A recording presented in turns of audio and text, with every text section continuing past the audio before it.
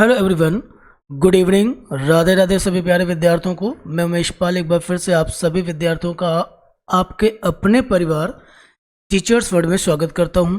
आशा है कि आप सभी स्वस्थ और मस्त होंगे। बेटा, हम लोगों ने जिस तरह से अपनी क्लास को स्टार्ट किया हुआ है उसके पैटर्न पर, उससे सीक्वेंस पर वैसे ही हम लोग पढ़ रहे हैं। आज अभी लास्ट टर्न पे हम लोगों ने पियाजे की थ्योरी को पढ़ा हुआ है, जिसको हम लोगों ने 2 पार्ट में कंप्लीट किया है। और जिन भी विद्यार्थियों ने अब तक पियाजे के कंटेंट को नहीं पढ़ा है वो इसी लेक्चर के डिस्क्रिप्शन बॉक्स में जाएंगे, प्लेलिस्ट में भी ये आपको मिल जाएगा। और फिर भी मैं इसका लिंक शेयर कर दूंगा, तो वहाँ पे कंटेंट जरूर देख लें, जिससे कि आप आज जो उस पर बेस्ड आपकी वर्कशीट में करने वाला हूँ वो आसानी से आपको समझ में आएगी। आप सब जानते ही हो कि पियाजे ने मानसिक शक्तियों के विकास के संबंध में बात करी थी, है ना। तो चलिए शुरू करते हैं अपनी क्लास को और देखते हैं कैसे कैसे क्वेश्चंस पूछे जाते हैं। बेटा ध्यान रखिएगा कि आप चाहे, वैसे तो सीटेट आ चुका है, आपका एग्ज़ाम होने वाला है 15 दिसंबर को। टेट आपका नोटिफिकेशन जल्द ही आ जाएगा। एस्टेट की तैयारियां कमीशन कर रहा है, आप जानते हो। केवीएस और DSSB मतलब हमारी जो पेडागोजी का सेक्शन है वो इस तरह से है कि आप इनमें से कोई भी एग्ज़ाम दें या किसी भी राज्य के टेट को देना चाहें, ये सबके लिए बेनिफिशियल होगा। इसलिए सभी विद्यार्थियों को ध्यानपूर्वक पढ़ना चाहिए, ठीक है। चलिए क्लास को शुरू करने से पहले एक छोटा सा काम जो हमेशा से मैं करने के लिए बोलता हूँ आपसे, सेशन को बेटा लाइक ज़रूर कर दिया करो प्लीज़, और जितना ज़्यादा हो सकता है उतना ज़्यादा इसको शेयर ज़रूर कर दें, ठीक है, अपने सभी मित्रों में। और सब्सक्राइब करें।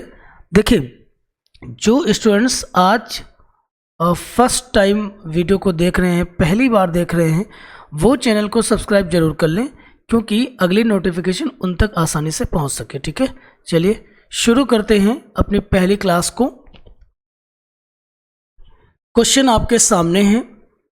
पहला क्वेश्चन लिखा हुआ है कि पियाजे ने बच्चों में बौद्धिक विशेषताओं के कितने चरण बताए हैं, ठीक है ना। तो आप सब जानते हो कि इन्होंने 4 चरण बताए थे, जहां पर वो बता रहे थे कि बच्चों का किस तरीके से कॉग्निशन डेवलप होगा, संज्ञान डेवलप होगा। और उन्होंने इन 4 चरणों में पहले चरण बताया था, फर्स्ट वाला जो रखा था वो था संवेदी प्रेरक अवस्था, जिसे सेंसरी मोटर स्टेज के नाम से बुलाते हैं। और ये आपका 0 to 2 ईयर्स की मध्य होता है, ठीक है। दूसरा इन्होंने बताया था प्री ऑपरेशनल स्टेज, जिसको 2 to 7 ईयर्स बुलाते हैं। नेक्स्ट था आपका कंक्रीट ऑपरेशनल स्टेज, जिसे मूर्त संक्रियात्मक अवस्था के नाम से जाना जाता है, 7 to 11 ईयर्स के बीच होता है। और लास्ट था फॉर्मल ऑपरेशनल स्टेज, जिसे 11 to 15 ईयर्स के मध्य रखा गया, और बताया कि सर्वाधिक मानसिक विकास लास्ट स्टेज में ही होता है, ठीक है। तो इस तरह से बौद्धिक विशेषताओं के 4 चरण उन्होंने बताए। क्लियर हो गया होगा, ठीक है। और इनका डिटेल पढ़ना ना, मैं इस बौद्धिक विशेषताओं के चारों स्टेज का डिटेल पढ़ना है तो आपको कंटेंट में जाना होगा, ठीक है। मैं पढ़ा चुका हूँ तो बार बार बताने की कोई आवश्यकता है नहीं। पियाजे की संज्ञानात्मक विकास के किस चरण में वस्तु स्थायित्व दिखाई देता है?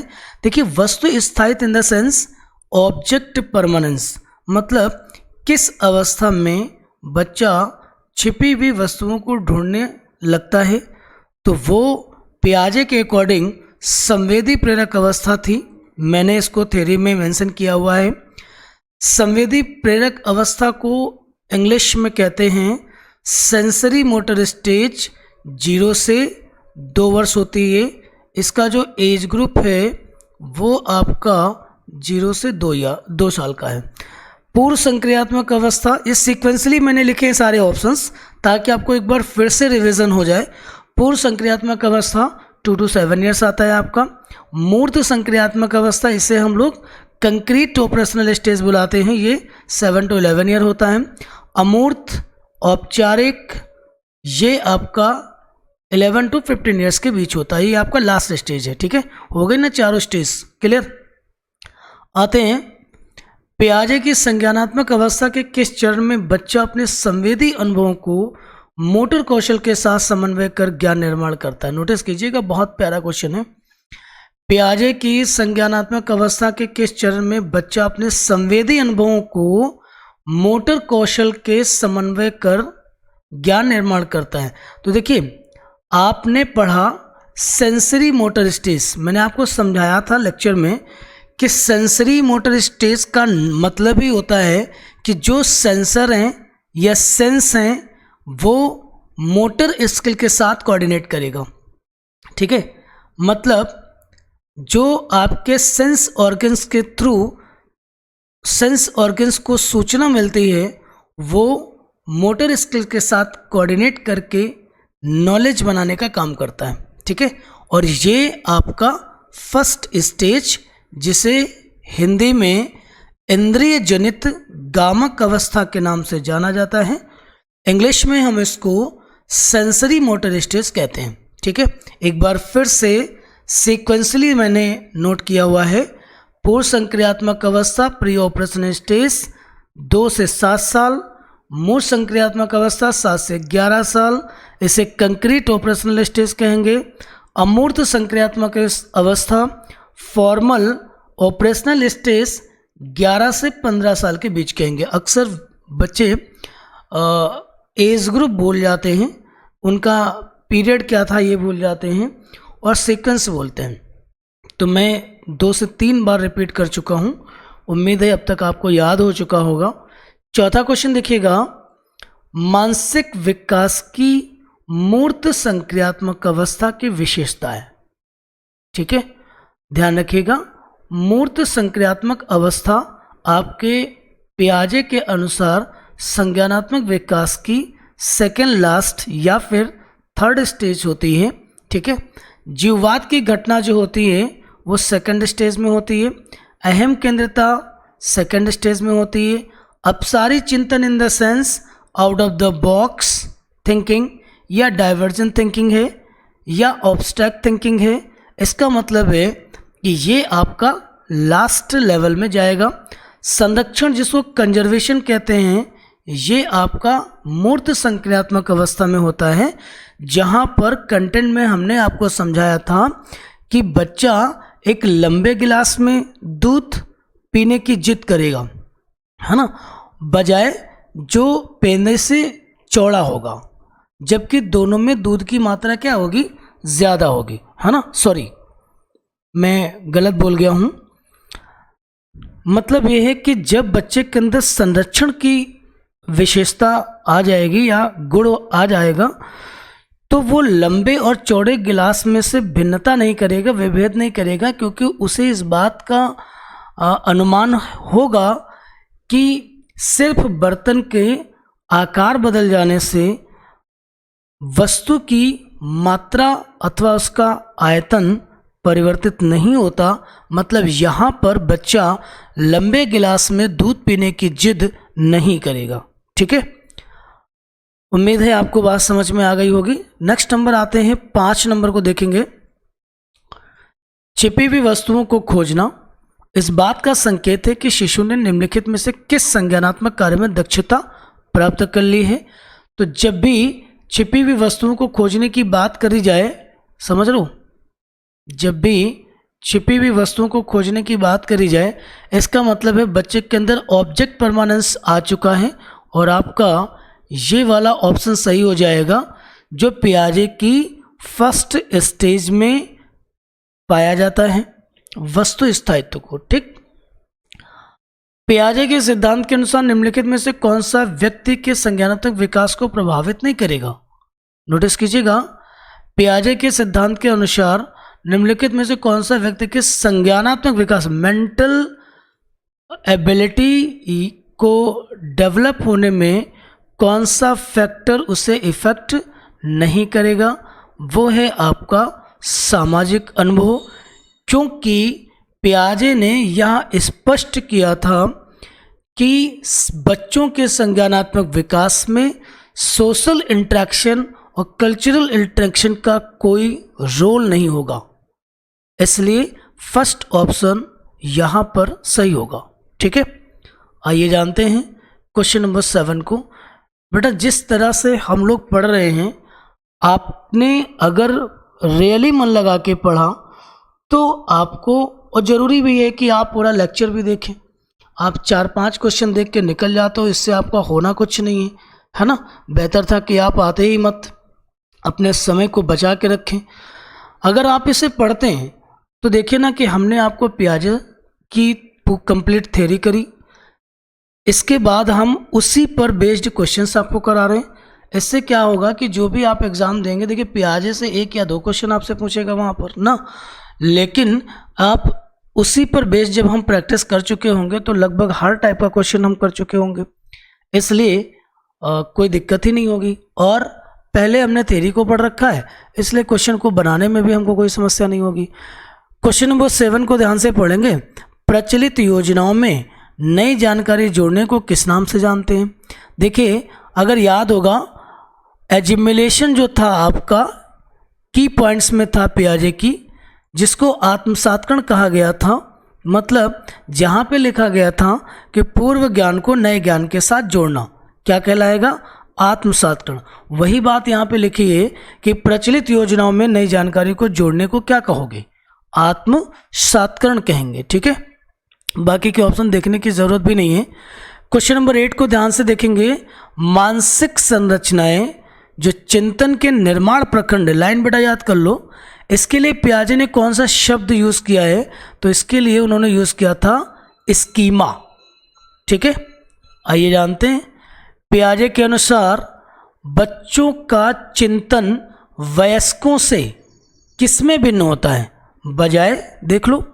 तो देखिए इसके लिए आप जब ऑप्शन उठा के रखेंगे तो चीज़ें समझ में आएंगी। मैं सी ऑप्शन को लगा रहा हूँ वहाँ पे सीक्वेंसली, और फिर लाइन को कंप्लीट करेंगे। देखना कितना आसान सा लगेगा, और लगेगा कि नहीं। पियाजे ने कहा था, पियाजे के अनुसार बच्चों का चिंतन जो है, चिंतन मीन्स थिंकिंग, वयस्कों से प्रकार में भिन्न होता है। बिल्कुल टाइप्स उसके अलग होते हैं, बजाय मात्रा के। मात्रा मीन्स क्वांटिटी।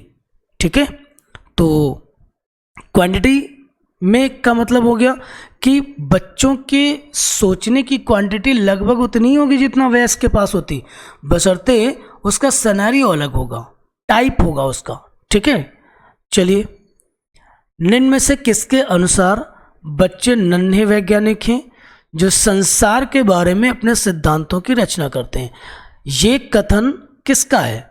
तो सिंपल है, ये कथन पियाजे का। देखो एक बात तो ये कि जब हम क्वेश्चन ही पियाजे के पढ़ रहे हैं तो उत्तर भी उसी को बनाना है। दूसरी बात ये कि ये पियाजे ने बच्चों को नन्हा अन्वेषक माना है। ये लाइन हमने आपके पियाजे के सेकंड पार्ट थ्योरी में समझाया है। ठीक है, तो बेटा थ्योरी को पढ़ लेना बहुत ज़रूरी होगी। बेटा समझ में आ रहा होगा, मुझे पूर्ण विश्वास से। मैं इतनी जल्दी कर रहा हूँ कि आपको दिक्कत हो समझने में, और दूसरी बात है अगर आपने कंटेंट को पढ़ा है तब तो बिल्कुल भी समस्या नहीं होगी, है ना। ओवरलोड ना करें, सीक्वेंसली जैसे मैं पढ़ा रहा हूँ, जिस दिन लेक्चर आता है उसको अपना आप देखते रहें तो ठीक रहेगा।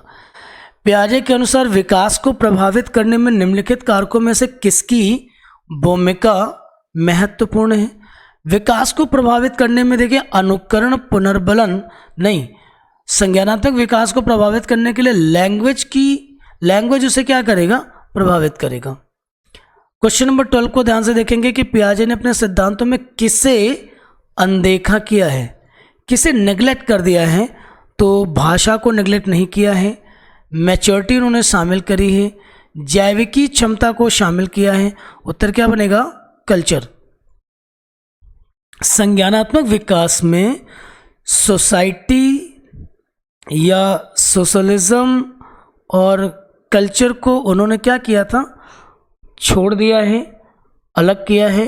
उनका विश्वास था कि समाज और संस्कृति में बच्चों का विकास नहीं होता, या बच्चों का संज्ञानात्मक व मानसिक विकास नहीं होता। या यूँ समझ लो कि समाज व संस्कृति संज्ञानात्मक विकास में किसी स्तर की कोई मदद नहीं करती। ठीक है, बाकी के वहाँ पे करते थे। क्वेश्चन नंबर 13 को ध्यान से देखेंगे कि पियाजे के मानसिक सिद्धांत में किस चरण में बच्चों में परिकल्पनात्मक चिंतन का विकास होता है? बेटा, परिकल्पनात्मक चिंतन को इंग्लिश में हाइपोथेटिकल थिंकिंग कहा जाता है। मैंने पियाजे के लास्ट वाले लेवल में ये लिखा है प्रॉपर्टी में कि इस अवस्था में बच्चों में हाइपोथेटिकल, डिडक्टिव व इंडक्टिव थिंकिंग आ जाती है। ठीक है, अब हमने आपको इंडिकेट तो कर ही दिया कि परिकल्पनात्मक चिंतन कहाँ परिलक्षित होगा, लास्ट स्टेज में, अमूर्त संक्रियात्मक अवस्था, इंग्लिश में इसको हम लोग बुलाते हैं फॉर्मल ऑपरेशनल स्टेज, जो 11 से 15 वर्ष के मध्य पियाजे के अनुसार मानी जाती है। ठीक है, आते हैं क्वेश्चन नंबर 14 पर, ध्यान से देखेंगे। जब एक बालक लंबे गिलास में जूस पीने की जिद करता है, जबकि लंबे व चौड़े दोनों में जूस की मात्रा समान है, तो पियाजे के अनुसार वह किस चरण में है? देखिएगा, वह किस चरण में है।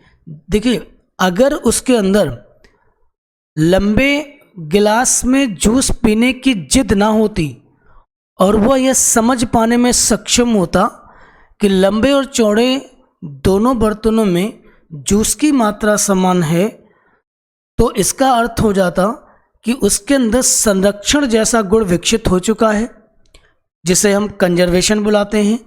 और कंजर्वेशन की प्रॉपर्टी आपको मूर्त संक्रियात्मक अवस्था में देखने को मिलती है।